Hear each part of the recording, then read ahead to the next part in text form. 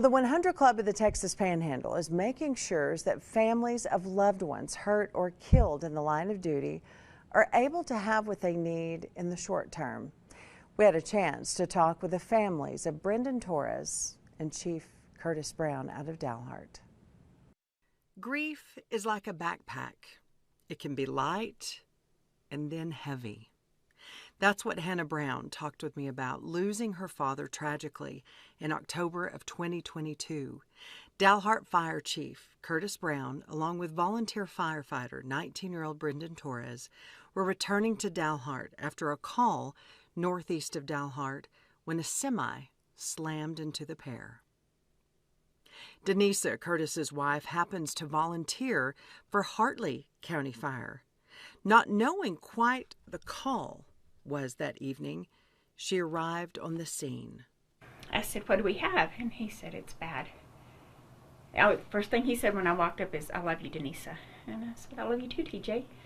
And then I said, "What do we have?" And he said, "It's bad." And I looked at him, I said, "Is it somebody we know?" And he went, "Denisa, it's Curtis." For a year later, the two families are taking things day by day, even hour by hour. Every day's a struggle. It was an honor. Every day's a struggle. Some days are way harder than others. People prepared us that the firsts are the hardest, but we found that the seconds were the hardest because the first you're still numb since we lost him in October. We celebrate. We still get him Christmas and birthday gift, and it's for his horse or a picture for his room. Sure. And we just, as Jess says, we take what the day brings. 100 Club of the Texas Panhandle was there days after the horrific accident with a check in an envelope that would not take away the pain, but help with immediate and monetary needs.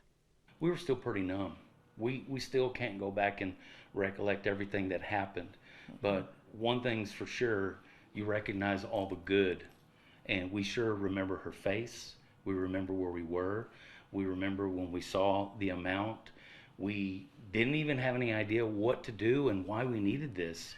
But a little later on, when everything kind of calmed, we kind of really got the grasp of what that was. It's not just, the 100 Club isn't just like a financial organization. It's an organization that helps you mentally.